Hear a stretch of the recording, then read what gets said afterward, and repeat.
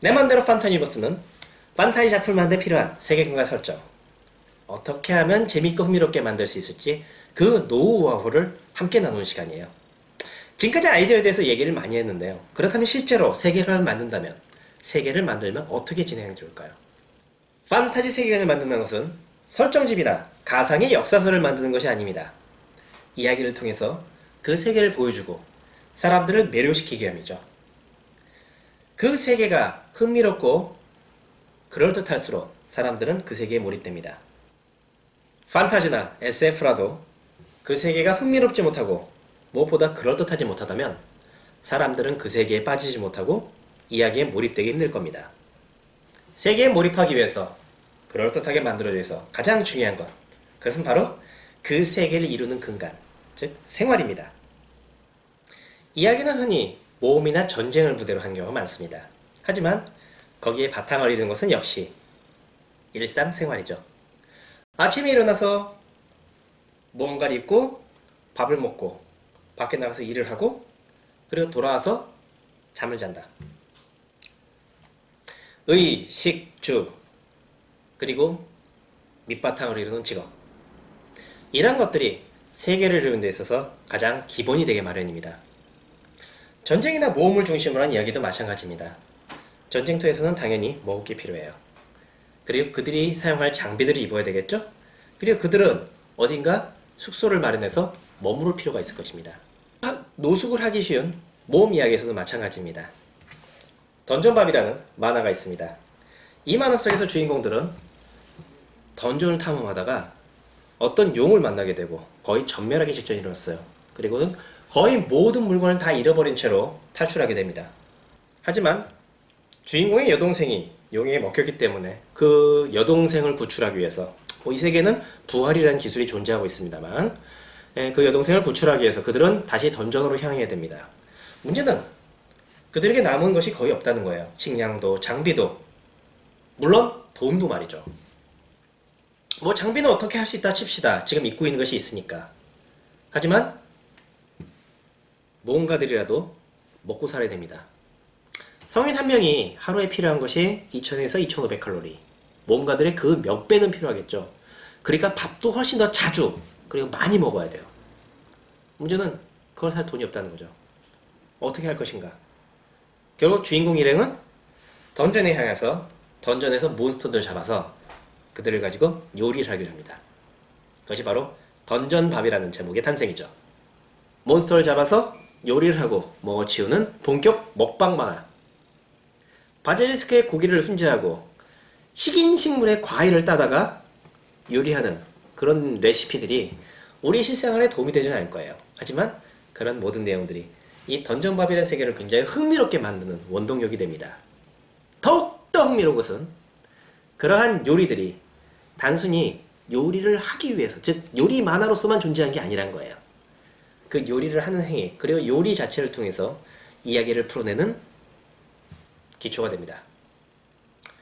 요리를 만들어서 서로 나눔으로써 던전에 살고 있는 오크와 회를 한다거나, 마법력이 떨어져서 운딘의, 물의 정령의 운딘을 잡아다 그냥 마셨을 때 그건 효과가 없기 때문에, 효과가 약하기 때문에 요리를 해가지고 더욱 효과를 높여서 마법력을 회복한다거나, 심지어 거대한 문어 크라켄의 몸에 있던 기생충, 그 기생충에 있던 그 기생충 때문에, 덜 익힌 고기 때문에, 기생충 때문에 들어넣어서 고생하는 그런 장면들까지, 던전밥의 모든 내용 속에서 그러한 요리 내용들이 이야기의 폭을 넓혀주고 풍족하게 만드는 기초가 되는 거죠.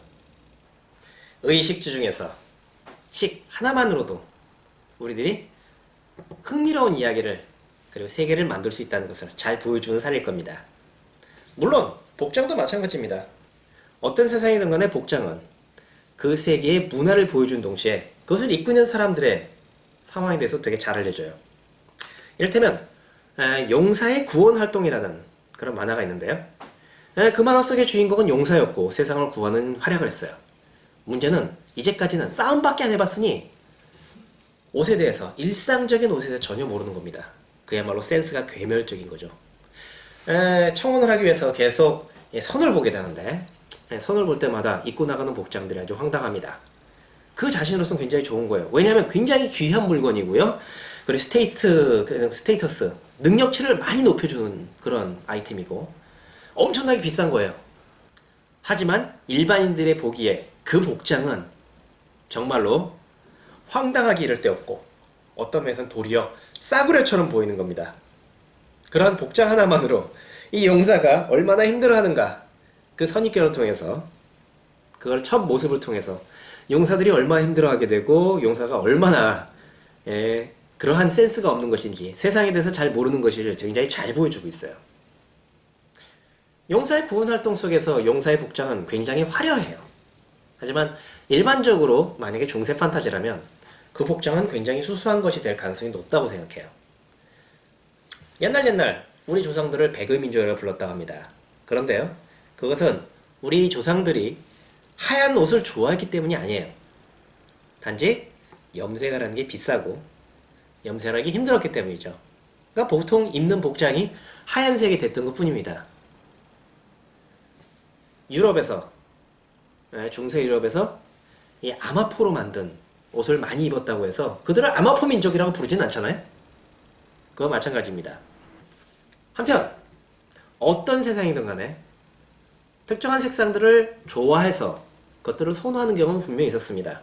하지만 하얀색보다는 대부분 어떤 특정한 색이었는데, 문제는 그러한 색으로 염색하는 데는 비용이 너무 많이 들어갔기 때문에 실제로 아무리 인기 있는 그런 색상이라 하더라도 인기 있는 색상이기 때문에 도리어 더 그런 복장을 찾기 힘들었다고 해요. 그러니까 어떤 특정한 세계에서 굉장히 화려한 복장을 입고 있는 사람이 등장한다면, 중세 판타지 세계에서 그 사람은 분명히 엄청난 갑부이거나 엄청난 신분의 사람이라는 그러한 요소를 드러낼 수도 있겠죠. 옷의 재질도 마찬가지입니다. 우리들은 면으로 된 속옷이라든가 아니면 티셔츠 같은 걸 흔히 입고 다니죠. 그런데 이 면이라는 물건이 이렇게 대중화된 것은 불과 얼마 되지 않았습니다. 산업혁명 이전만 하더라도 이 면을 만드는 목화 자체가 굉장히 귀했고 그것을 천으로 만드는데 엄청난 시간과 노력이 필요했습니다. 그렇기 때문에 면은 때로는 비단, 어떤 경우는 같은 무게의 금보다도 더 비싸게 거래되기도 했다고 해요. 고대나 중세에는 어떤 천이건 만드는데 많은 시간과 노력이 필요했습니다. 당연히 값이 비쌌죠. 그러니 천을 많이 써서 만든 치렁치렁한 옷을 입고 있다는 것은 그만큼 그 사람들의 지위가 높고 그리고 그 사람이 부자라는 것을 얘기할 수 있었어요. 로마 시대에는 천을 둘둘둘 말아서 마치 커튼을 마르는 것처럼 생긴 토가라는 옷이 있습니다. 굉장히 근엄한 복장을 하고 있는데 그것을 만드는 데 있어서 천의 길이는 거의 10m 정도에 이르렀다고 해요. 그러니 그런 천들은 함부로 쓸 수가 없었죠. 그래서 로마 시대의 귀족이라든가 그것도 굉장히 중요한 자리에서나 주로 입었고, 일상생활 속에서 혹은 아이들이나 아니면 가난한 사람들은 투니카라고 불리는 그야말로 원피스 같은 느낌의, 그냥 통으로 뒤집어 쓰는 듯한 원피스 같은 느낌의 그런 복장을 입었다고 해요. 그게 훗날 중세시대의 튜닉이라는 복장이 되게 되죠. 하지만 판타지 세계잖아요. 그 세계에서 우리들이 이렇게 복장에 구애를 받지 않아도 상관없을지도 몰라요. 하지만 만약에 그런 복장이 있다면 거기에는 그 이외에 어떤 특별한 설정이 있을 수도 있겠습니다. 가령 면 같은 그런 천으로 된 복장들이 어떤 지역에서 굉장히 싸게 생산된다고 해봐요. 그러면은 분명히 그런 천을 생산하는데 무언가 특별한 비결이 있을 겁니다. 그것이 기계에 의한 것이건 아니면 마법에 의한 것이건 말이죠. 그리고 그러한 물건들은 분명히 귀하게 거래되고 그리고 많은 사람들이 그 비결을 알고 싶어 할 거예요. 그렇다면 그 비결을 노리고 싸움이 벌어지는 것도 결코 이상한 일은 아니죠. 실제로 옛날에 면의 재료가 되는 목화라든가 아니면 비단의 생산 방법을 알아내기 위해서 수많은 사람들이 애썼던 것처럼 말입니다. 그리고 그러한 내용 자체가 곧 이야기의 큰 원동력이 될 수 있어요. 실제로 우리가 알고 있는 면이나 아니면 비단 같은 재료만이 아니라도 얼마든지 흥미로운 거 만들어낼 수 있죠. 판타지 작품을 보면 종종 엘프가 거미줄을 이용해서 천을 만든 장면이 나옵니다. 어떤 작품이었던가요? 거미 한 마리를 불러서는 그 거미가 만들어내는 실을 가지고 그 자리에서 아주 쬐끄맣게 천을 만든 장면이 나와요. 그 장면 하나만으로도 엘프라는 존재의 신비함과 그리고 판타지 세계의 독특함을 드러내긴 충분하죠. 근데 한번 생각해보면요, 거미줄, 한 마리 거미가 내는 거미줄의 양을 생각했을 때 도대체 옷을 만들려면 얼마나 많은 천이 필요할지, 얼마나 많은 거미가 필요할지, 얼마나 많은 시간이 필요할지 정말 상상이 안 갑니다. 그런 점에서 보자면 아무리 그 실력이 좋던 관계없이 영원한 생명을 가진 엘프가 아니면 도저히 만들 수 없는 그런 옷이라는 느낌도 강렬하게 주어지겠죠. 물론 거미줄이 도시기 때문에 그만큼의 특별한 뭔가 요소도 주어질 것 같아요. 또 다르게 생각해볼까요? 옷의 재료에 따라서는 그 옷이 때때로 음식이 될 수 있을 것 같아요. 종종 보게 되죠. 가죽 옷이라든가 아니면 허리띠, 구두 같은 것들을 물에 끓여가지고 정말 먹을 게 없을 때 먹는 예약들. 요즘에 나오는 현대 가죽들은 화학약품으로 처리한 경우도 많기 때문에 솔직히 그렇게 권할 만한 방법은 안 되겠지만, 혹시 고대 세계에서 어떤 특별한 자궁을 하지 않고 만든 가죽이라면, 물에 한참 끓인다면 먹을 수 있을 것 같아요. 칼로리는 별로 없지 않을 것 같고 그다음에 맛도 별로 없을 것 같습니다만, 그래도 급한 상황을 극복하는 데 있어서는 나름대로 도움이 될 수도 있겠죠.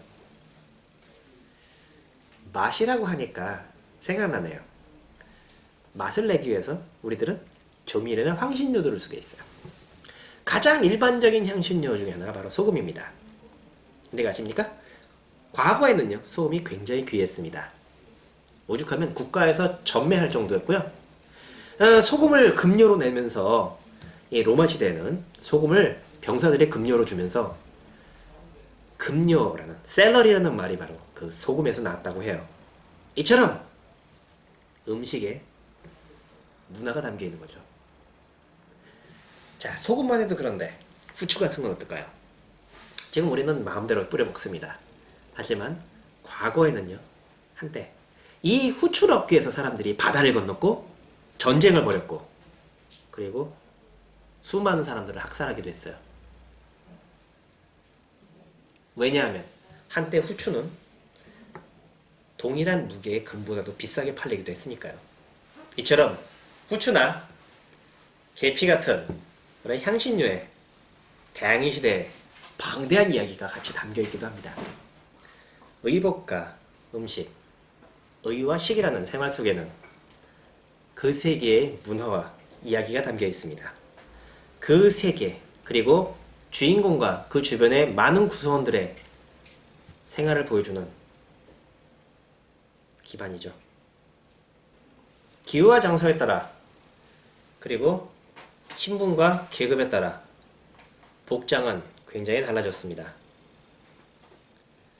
똑같이 중세 유럽이라 하더라도 북쪽으로 올라갈수록 털가죽으로 옷을 입는 비율이 올라가고, 남쪽으로 내려갈수록 점점 간소한 차림이 늘어나게 마련했죠. 부유할수록 옷의 천이 늘어나고 더욱 두터워졌을 것이며, 그리고 더욱 화려한 장신구가 늘어나게 마련입니다. 그것은 중세 판타지 세계만이 아니에요. 요즘 마찬가지 아니겠습니까? 부유할수록 훨씬 더 따뜻하고 비싼 옷을 입고, 가난할수록 간소한 차림이 되는 건 말입니다. 음식도 마찬가지입니다.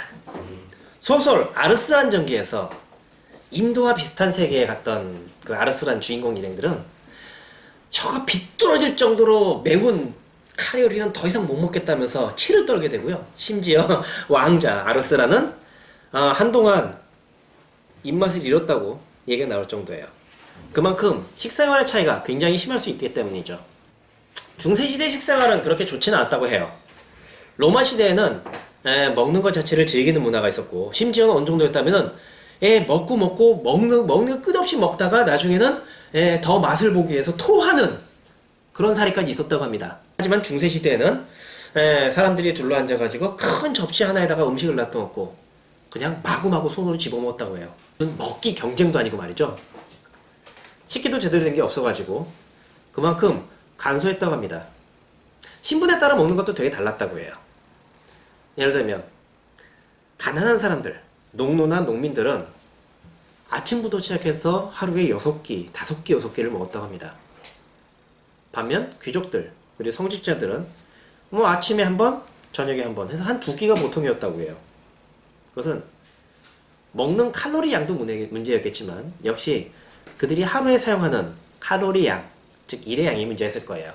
그러니 모험가라면 과연 어느 정도의 많은 양을 먹을까요?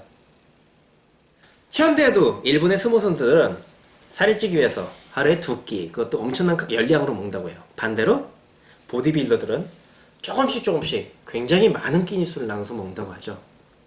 그처럼 생활 양식에 따라서도 그리고 목적에 따라서도 먹는 게 달라지는 그런 것들이 흥미롭게 보여집니다.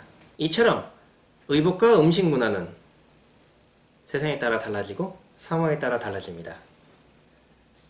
훌륭한 판타지 작품에서는 종종 그런 작품을 볼 수 있습니다.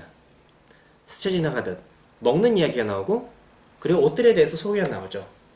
그런데 그게 별로 주목을 받지 못할지라도 그 내용이 있음으로써 그 세계 전체의 그럴듯한 요소 그리고 흥미로운 요소가 훨씬 더 강해진다는 것을 생각해 볼 수 있습니다. 한번 생각해 봅시다. 판타지 세계에는 어떠한 음식이 있고 그 음식은 어떻게 만들며 어떤 배경 이야기가 존재하고 있을까요? 그리고 거기엔 어떠한 힘이 있을까요? 가령 SF 소설 듀운에 나오는 스파이스 같은 물질처럼 어떤 특별한 초능력을 가지고 있는 그런 물질일 수 있어요. 예를테면 게임 울티마 시리즈에서 마늘이라든가 아니면 인삼 같은 것이 마법을 사용하는 시약의 재료가 되는 것처럼 말이죠.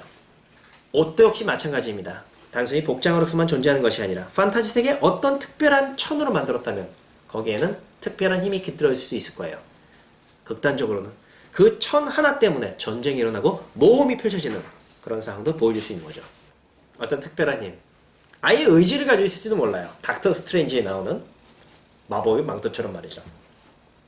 그 세계 자체의 음식과 복장을 보여주면서 그 세계의 문화와 세계관을 보여줄 뿐만 아니라 그것에 대한 취향이나 기호를 통해서 주인공과 그 주변에 있는 많은 사람들의 그런 설정을 더욱더 깊이를 줄 수도 있습니다. 우리는 우리가 만들어낸 세계를 보여주기 위해서 그 세계를 창작하고 이야기를 만들어냅니다. 그리고 거기에는 자연스럽게 우리 자신의 생각이 담기기 마련이죠. 그리고 그 과정에서 사람들에게 제일 먼저 보여주는 것은 무엇보다도 그 세계의 일상이란 것을, 다시 말해 의식주 같은 요소라는 것을 생각해보면 좋겠습니다. 가장 기본이 되는 그 세계의 생활부터 생각하는 것, 그것이 바로 내 맘대로 판타지 유니버스를 흥미롭게 만들어내서 사람들에게 보여주는 그거냐 아닐까 생각합니다. 자, 그런데 음식과 복장에 대해서는 얘기했어요. 그렇다면 주택 그리고 직업 같은 건 어떻게 될까요? 그에 대해서는 다음번에 이야기해 보도록 하겠습니다. 여기까지 SF 판타지 도서관 관장 전홍식이었습니다. 감사합니다.